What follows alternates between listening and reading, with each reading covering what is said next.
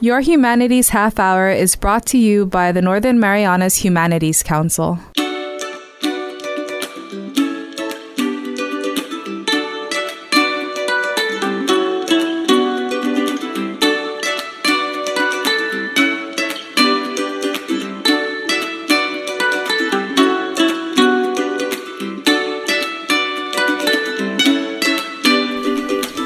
Hafadades and Garo, welcome to your Humanities Half Hour. I'm Catherine Perry.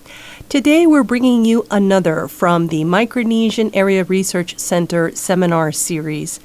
Dr. Judy Flores spoke in November 2017 on Marianas Sinahi, a prestigious enigma. She shares her research on the Marianas Sinahi and its cultural significance in the Chamorro culture, both in ancient times and today. My paper outlines the history of the Sinahi in contemporary times, from its revival from obscurity in the 1990s to its role in the development of Chamorro nationhood and identity. But this object is rarely noted in historical documents, and the archaeologists have not reported finding it associated with burials. What was its function in ancient Chamorro society? In the film, it talked a little bit about Chamorros losing the knowledge of their ancient culture, and this list just outlines some of the things that caused us to forget about our ancient history. Oral histories weren't passed on because of the genocide, the 300 years of Spanish and American colonization. And then when we got into the post-World War II era especially, there was rapid Americanization and a severe drop in the use of the Chamorro language. For example, I learned Chamorro as a child growing up in Inarajan, and that was in 1957. I started to see the parents were speaking English to their children, and it only takes one generation to see so much lost. So that was how rapid the drop was in the language, and then the popular music was replaced by, the radio songs from the States. And it was happening since the early 1900s, but it was so rapid after the war that a lot was lost. So in the 1970s, this was countered by this was identity crisis, who are we, was countered by a Chamorro cultural renaissance that began to take root in the 1970s. And the cultural renaissance was influenced by a lot of things. Some of it was global, the brown movement, the indigenous movements all over the world. But locally, it was influenced a lot by our tourism industry, for example, which started in 1962, and there was a lot of construction. And as they were building the hotels and digging the excavations for the hotels, they started to discover our past.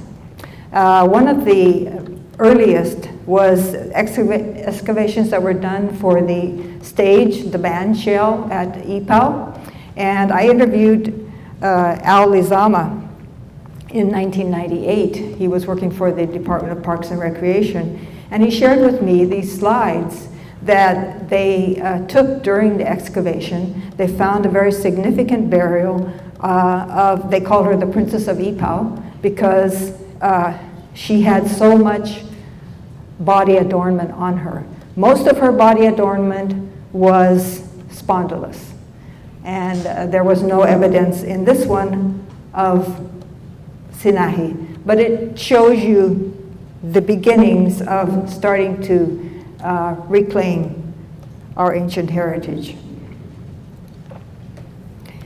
And in the 1970s, a lot of things started to happen. The Chamorro history became an official class curriculum, and that was the first time we had an official class curriculum in the history of Guam. Amazing. Thank you, Larry Cunningham and friends. So the identity developed around nation building and Chamorro pride. And then an awareness of pre-colonial life awakened. They actually I actually had people in interviews. I remember for specifically Frank Rabone, when I was interviewing him, our master, Chamorro dance master, he said, I suddenly realized that we existed before the Spanish. That's how much we had lost. So it was very profound. And Chamorros began to reconnect with their Pacific Island brothers and sisters. Chamorro artists started coming into the mix. Artistic creation was inspired by other Pacific cultures, and especially when we started joining the Festival of Pacific Arts. I remember the first Festival of Pacific Arts that Guam and Cnmi joined as a government function delegation was in 1988, and the arts that we sent to the 1988 Festival of Pacific Arts was those remembered by our elders. The weaving of coconut leaf, the belombotudsan, the singing cantan chamarita, the blacksmith forged tools. So we first took place in that festival in Australia in 1988. And this is what our presentations looked like in 1988. We had the batsu, the soltis, the things that we remember from our elders, and that's normally how you pass on a tradition. But here we had to go back in the Chamorro culture and reclaim and recreate an ancient tradition, or many ancient traditions that had been lost. This was our first presentation of Chamorro dance at that festival in 1988. And this was Frank Rabone's first group of dancers. And it was the first time that people in the other islanders could look at Guam and say, yeah, they're kind of like us. Because we were so different. We were looking to California. We were looking at, the States. The mainland is what we called it, right? Notice here in this 1988 festival that there is very little body ornamentation. The artists weren't yet creating a lot of the body ornamentation that you see today. The first awareness of the Sinahi to the public, to me at least, and I think most of us, was when Angel Santos formed the Nacion Chamorro, and that was in 1991.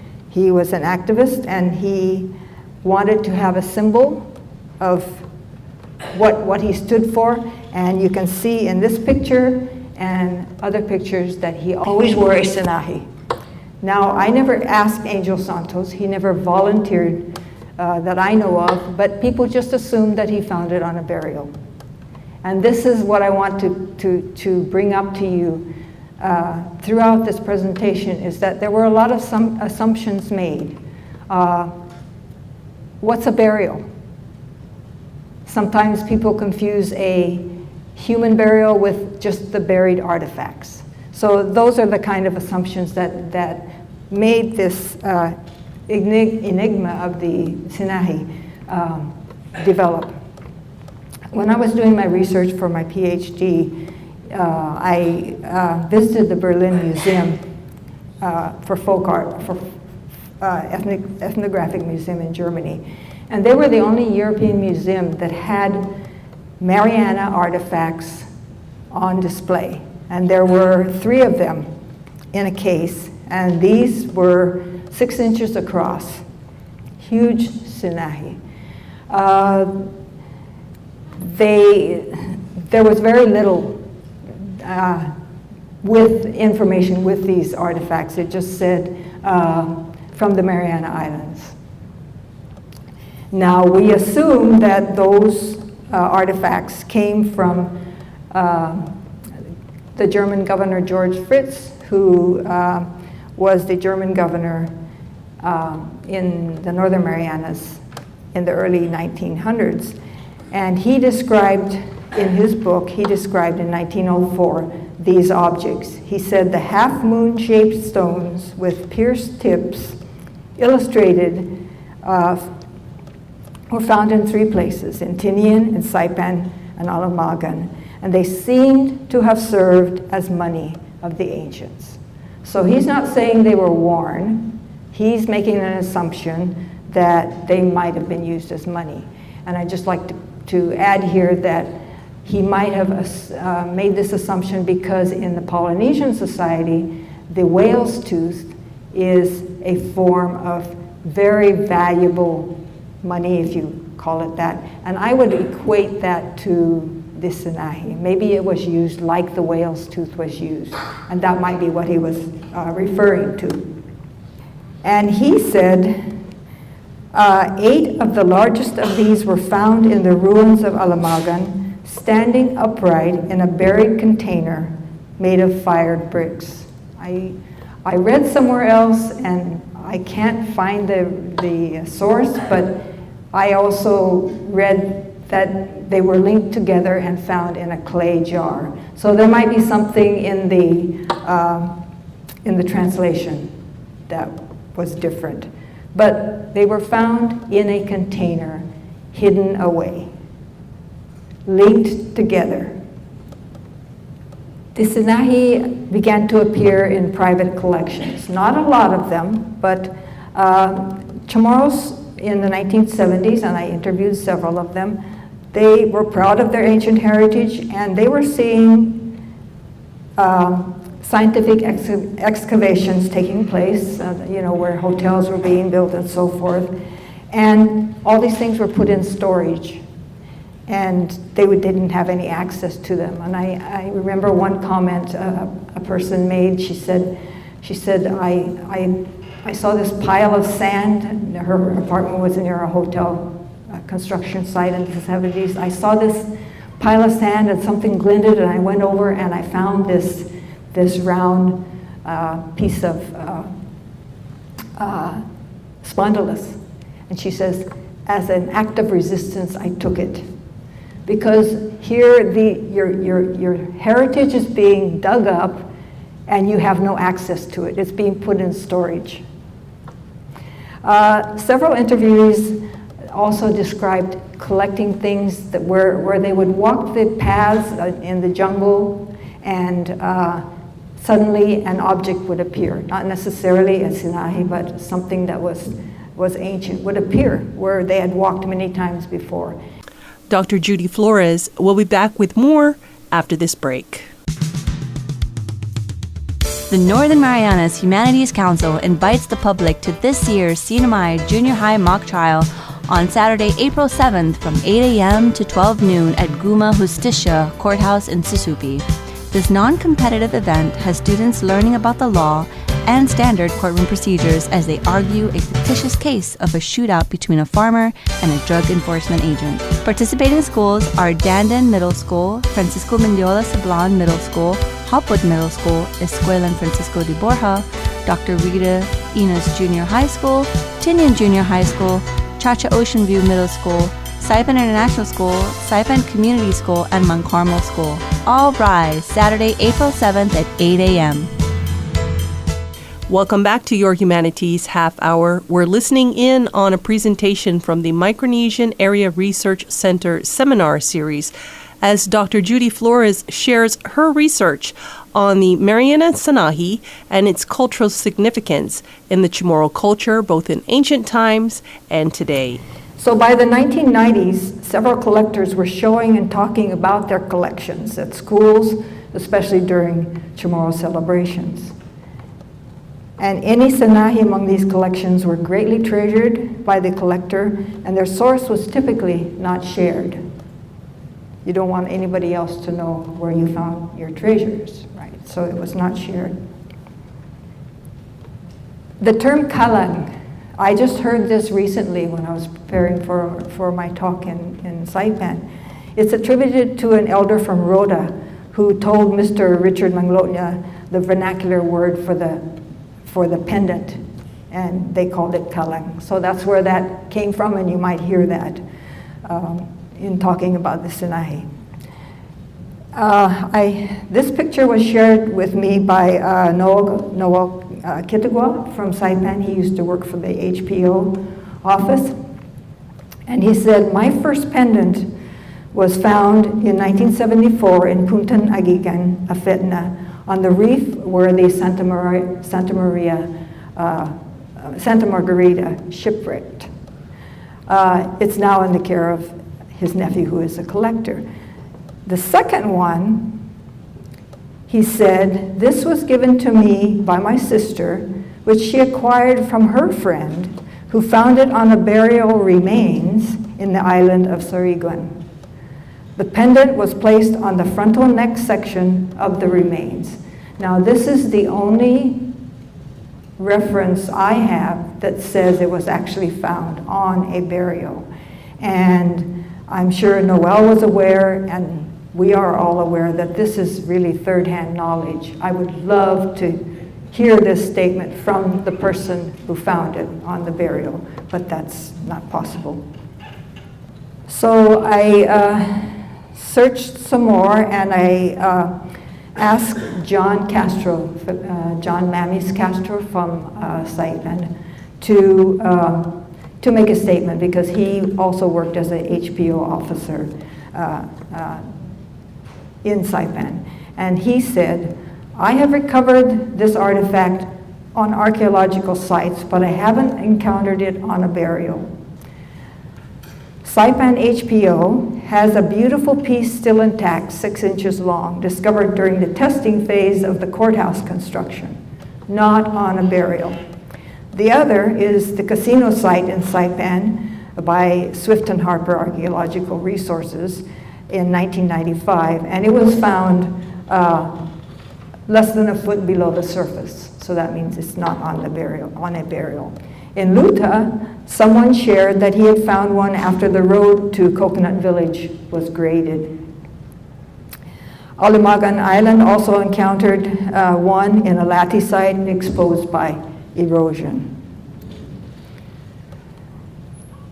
So I asked my archaeology friends here, Judith Amesbury, if she had ever heard of any Sinahi being found on a burial. And she emailed back to me, and her partner, Darlene Moore. She says, Darlene Moore and I have done archaeology together on Guam, Saipan, Tinian, and Rota for 29 years. And we have never worked on an excavation where a Sinahi was discovered. Another archaeologist, she's saying, I know, told me that they found only one Sinahi, and it was not more than 3 or 4 inches. Again, she says, people sort of assume that these kind of items are found on human burials, but Darlene told me that she doesn't know of any Sinahi found on a human burial. That would make news among archaeologists.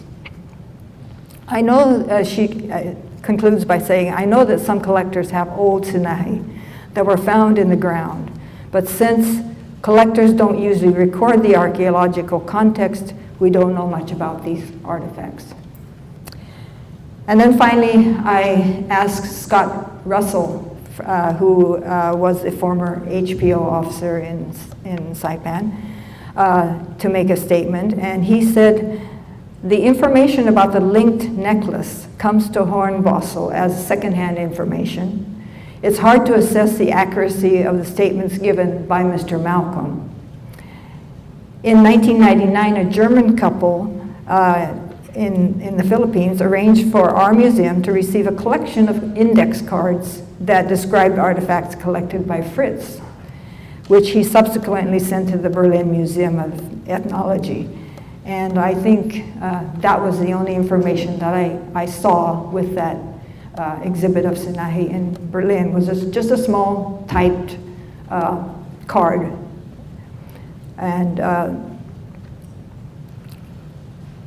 And then he concludes, he says, the Sinahi that is in the latest collection of the book that he helped rewrite, the Chamorro, that was written in German by Fritz, there was no mention of a multiple Sinahi necklace with the other artifacts. And he says, I suspect that some of the details related to Malcolm might have been altered in translation. So again, we just come up with no verification that Sinahi were in burials, or if they were very, very, very rare. And were they a necklace? Were they worn? We still don't know. So let's go to the contemporary use of the Sinahi. And so while the use of the Sinahi in ancient times is inconclusive, the object has become a significant marker of Chamorro identity today. And we saw through the film that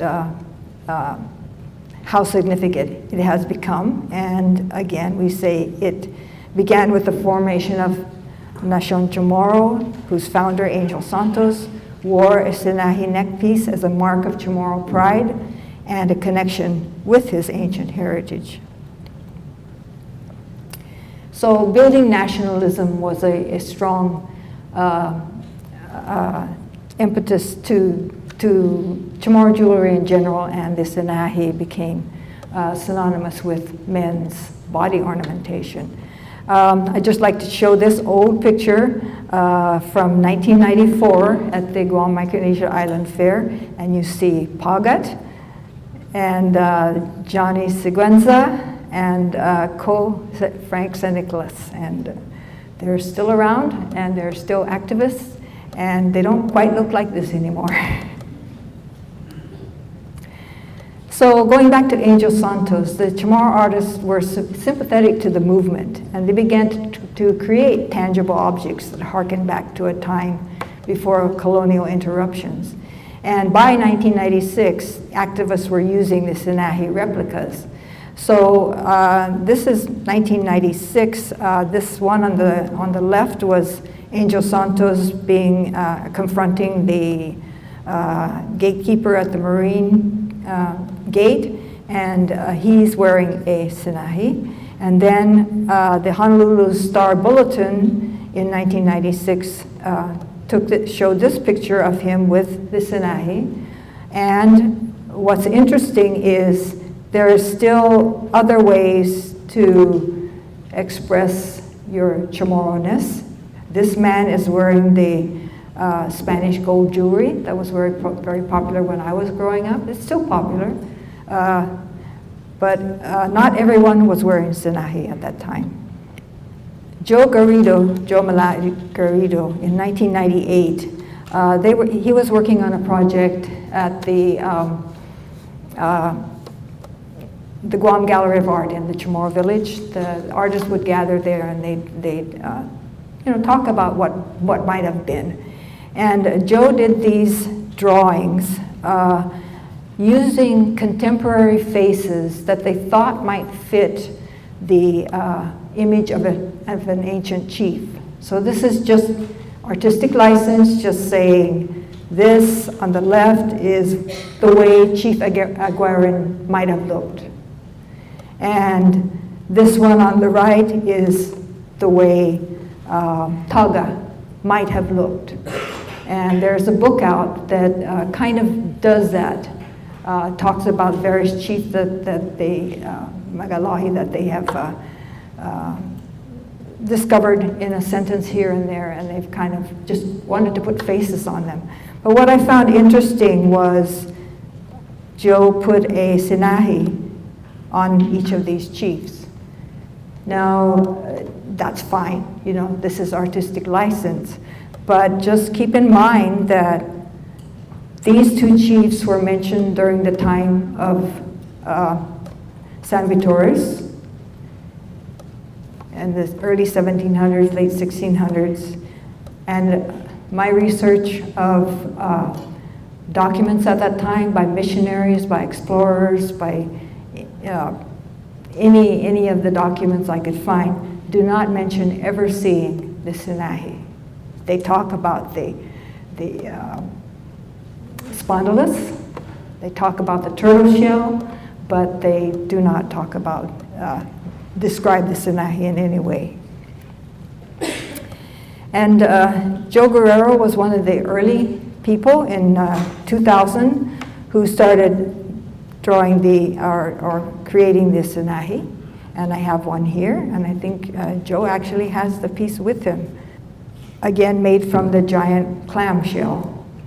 And then another well-known person whose nickname became Sinahi about this time in 2000, because he was very successful in being able to carve this object out of the brittle giant clamshell and drill that final drill through to tie the cord, and it didn't break, because that's the test of a good Sinahi carver.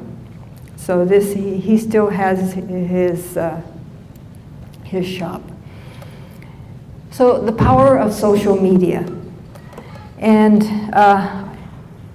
in today's society, you really need to. Of course, you do the hard research. You go to MARC and you do the reading, but you've got to do a scanning of the social media, because that's where everything is, and whether it's good or bad, it's there. These are ones that I found that were really interesting. The Guahan heritage carvings, that's George Francisco that you saw in the film. He has his own YouTube film. And then, of course, we have Guampedia that I always look to, because it's a juried, you submit and it's juried, and so that you know it has some, it's been vetted, in other words. New Moon Creations, that's Ben Del Rosario. And then Mama Jill, who has her shop up there on Sagan Coutura behind the Hilton. And then the one that I just showed you, Connecting the Past to the Sinahi. And Island Images, if you go to the military channel, they often interview artists, and you will find information there. Now, it's the nature of artists to be inspired by ideas and to express their inspirations. By their creative nature, they exceed boundaries set by historical, archaeological, geographical, and many other parameters. That's what you do when you're an artist. It's acceptable. So the question each artist must answer for themselves is, what is my artistic goal?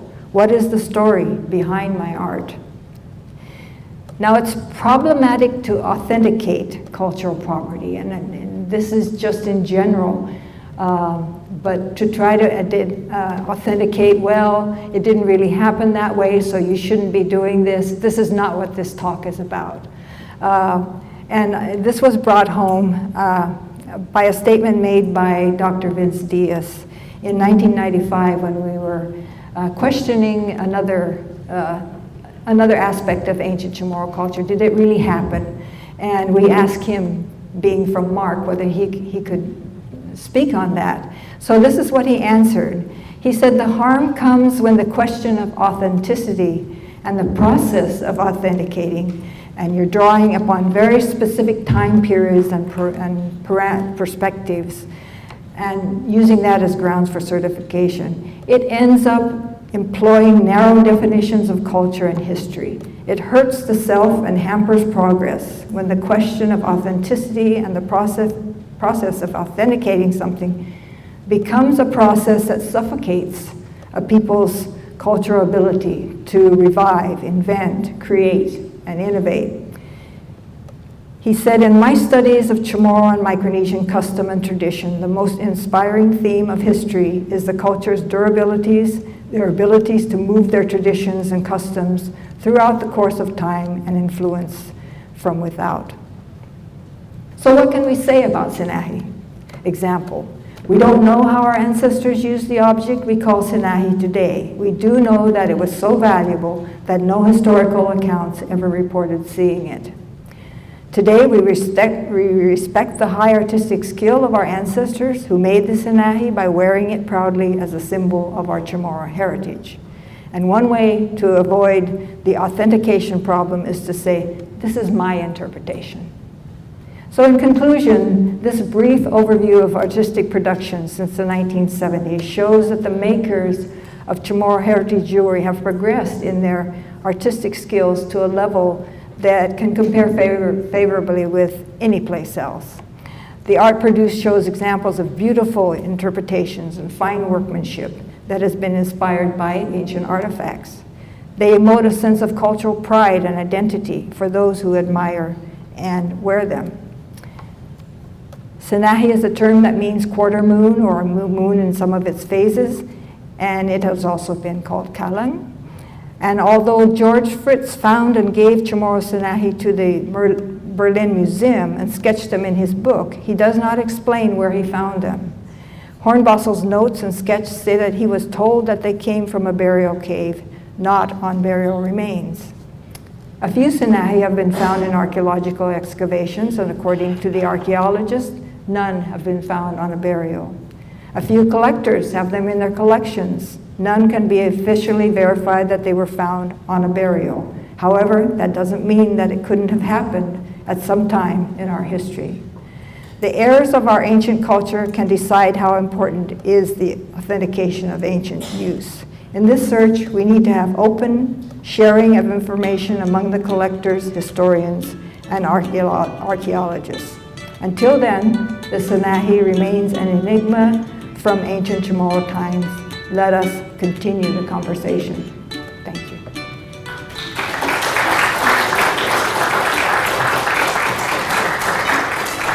Thank you for joining us. We've been listening to Dr. Judy Flores speaking on the Marianas Sinahi.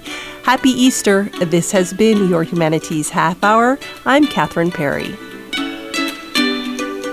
This program was supported by a We the People grant awarded to the Northern Marianas Humanities Council from the National Endowment for the Humanities. Any views, findings, conclusions, or recommendations expressed in this program are those of the participants and do not necessarily represent those of the National Endowment for the Humanities or the Northern Marianas Humanities Council.